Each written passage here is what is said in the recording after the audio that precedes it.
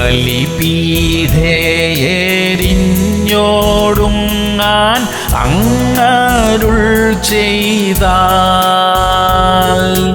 അതിനും തയ്യാർ യേശുവേ നിൻ നാമം ഉയരേണം.